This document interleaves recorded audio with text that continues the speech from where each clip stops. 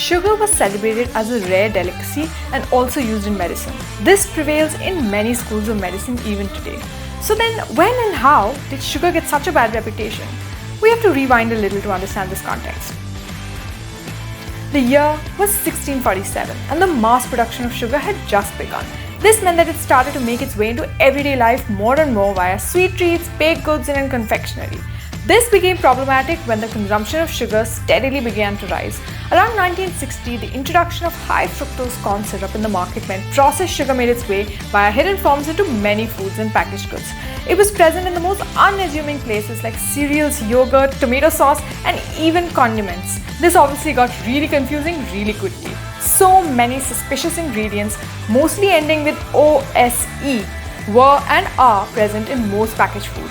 This started the excessive sugar consumption.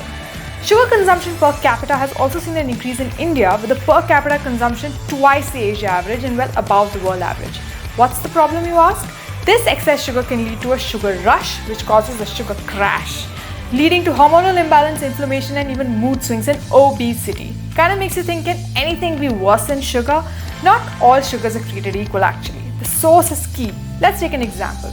The province of Ogliastra, Eastern Sardinia, Italy is famed to have the highest number of centenarians. Nat Geo has defined it as one of the top 5 blue zones of health. An ecological study on the diet revealed that they consume protein only 1 or 2 times a week, and the rest were carbs.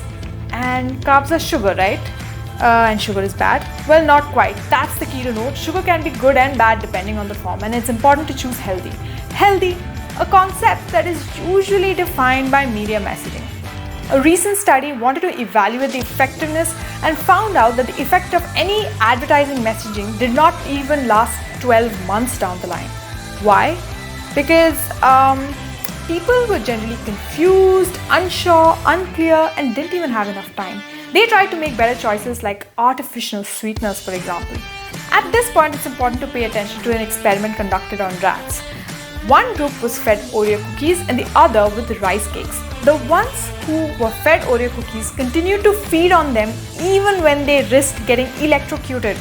Basically, they developed an addiction. Another study revealed that the sugar signals are received by the gut and not the taste buds. So you can't really trick the gut, and that's why artificial sweeteners don't work. Now you know. Craving is caused by lack of sleep, stress management, lack of hydration, and even nutrient gaps. For example, just 12 plants and 5 animals make up 75% of our diet. This is seriously limited diversity, and cravings are sure to follow. So when faced with cravings, what can you focus on? Number 1, diet diversity.